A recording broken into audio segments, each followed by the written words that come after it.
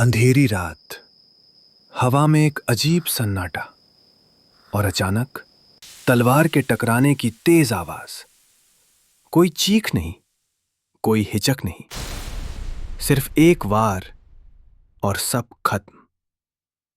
ये कहानी है समुराई की, जापान के उन योद्धाओं की जिनके लिए जीना भी एक युद्ध था और मरना भी। समुराई, ये शब्द सुनते ही एक छवि बनती है। हाथ में चमकती कटाना, शरीर पर कवच और आंखों में अटूट संकल्प। लेकिन असली कहानी इससे कहीं ज्यादा गहरी है। ये सिर्फ तलवार की ताकत की कहानी नहीं, ये सम्मान, वफादारी और आत्मबल की कहानी है। जापान, 8वीं से 10वीं सदी के बीच एक ऐसा देश जो शांति से बहुत दूर था। छोटे छोटे राज्य, हर तरफ सत्ता की लड़ाई और लगातार होने वाले युद्ध। हर राजा को चाहिए थे ऐसे योद्धा जो बिना सवाल पूछे लड़े और बिना डरे मर जाएं। यहीं से जन्म हुआ समुराई का। शुरुआत में ये सिर्फ सैनिक थे, लेकिन धीरे धीरे ये जापान की रीढ़ बन गए। हर सामंत, हर शासक अपनी ताकत को समुराई के जरिए ही दिखाता था। लेकिन समुराई को अलग बनाता था उनका नियम, बुशीडो। बुशीडो यानी योद्धा का रास्ता। यह सिर्फ नियमों की किताब नहीं थी, यह जीवन जीने का तरीका था।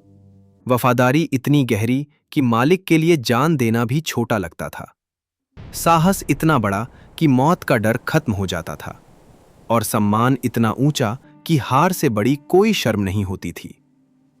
अगर कोई समुराई हार जाता या उसका सम्मान टूट जाता, तो वो एक ऐसा फैसला लेता जो आज सुनकर भी सिहरन पैदा करता है। सेप्पुकु, अपने ही हाथों से अपनी जान लेना ताकि सम्मान बचा रहे। ये सिर्फ मौत नहीं थी, ये एक संदेश था, मैं हार सकता हूं, लेकिन अपमान के साथ नहीं जी सकता। समय के साथ समुराई की ताकत बढ़ती गई। 12वीं सदी में जापान में एक नई व्यवस्था आई, शोगुन। शोगुन था असली शासक और समुराई उसकी सेना। सम्राट नाम का था, लेकिन ताकत शोगुन और उसके समुराई के पास थी। अब समुराई सिर्फ योद्धा नहीं रहे, वे सत्ता का केंद्र बन गए। उनकी तलवार, कताना, उनकी पहचान बन गई। एक कटाना बनाना एक कला थी। महीनों की मेहनत, बार बार तपाना, मोड़ना और तराशना। कहते हैं एक अच्छी कटाना सिर्फ शरीर को नहीं, आत्मा को भी काट सकती थी। लेकिन समुराई सिर्फ युद्ध के लिए नहीं बने थे। वे कविता लिखते थे, चित्र बनाते थे और चाय की रस्मों में भाग लेते थे। एक तरफ युद्ध का मैदान, दूसरी तरफ शांति की खोज। यही था समुराई का असली संतुलन। फिर आया 15वीं और 16वीं सदी का समय, जापान का सबसे खतरनाक दौर। हर तरफ युद्ध, हर तरफ खून, हर कोई सत्ता चाहता था। इसे सेंगोकू पीरियड कहा जाता है, युद्धों का युग। इस समय समुराई की असली परीक्षा हुई। हर दिन एक नई लड़ाई, हर दिन मौत का खतरा। लेकिन यहीं पर कुछ सबसे महान योद्धा उभरे, जिन्होंने इतिहास बदल दिया। लेकिन हर कहानी का एक मोड़ होता है, और समुराई की कहानी का मोड़ आया 1600 में। टोकुगावा इयासु ने सत्ता संभाली और जापान को एकजुट कर दिया। युद्ध खत्म होने लगे, शांति आने लगी, और यहीं से शुरू हुआ समुराई का पतन। जब युद्ध नहीं रहा तो योद्धा क्या करेगा? समुराई अब प्रशासन में आ गए, कानून बनाने लगे।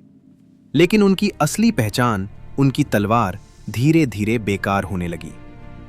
सालों तक जो हाथ तलवार उठाते थे, अब कलम पकड़ने लगे, और अंदर ही अंदर एक योद्धा खत्म होने लगा। फिर आया 19वीं सदी, जब जापान ने दुनिया के लिए अपने दरवाजे खोल दिए। पश्चिमी देशों की तकनीक, नई सेना, बंदूकें, अब तलवार का दौर खत्म हो रहा था। 1876, एक ऐसा साल जिसने सब बदल दिया। सरकार ने एक कानून पास किया, अब कोई भी सार्वजनिक रूप से तलवार नहीं पहन सकता। सोचिए, जिस तलवार को समुराई अपनी आत्मा मानते थे, वही अब उनसे छीन ली गई। यह सिर्फ एक नियम नहीं था, ये उनकी पहचान का अंत था। कुछ समुराई ने इस बदलाव को स्वीकार किया, लेकिन कुछ ने विद्रोह किया। सबसे प्रसिद्ध विद्रोह सत्सुमा रिबेलियन। ये आखिरी कोशिश थी अपनी पहचान बचाने की, लेकिन आधुनिक सेना के सामने तलवार हार गई और इसी के साथ समुराई का युग खत्म हो गया। लेकिन क्या सच में खत्म हो गया? आज जापान में कोई समुराई नहीं है, कोई कटाना लेकर युद्ध में नहीं जाता, लेकिन उनका बुशीडो, उनका सम्मान, उनका अनुशासन आज भी जिंदा है। हर उस इंसान में जो अपने सिद्धांतों के लिए खड़ा रहता है, हर उस पल में जब कोई आसान रास्ता छोड़कर सही रास्ता चुनता है।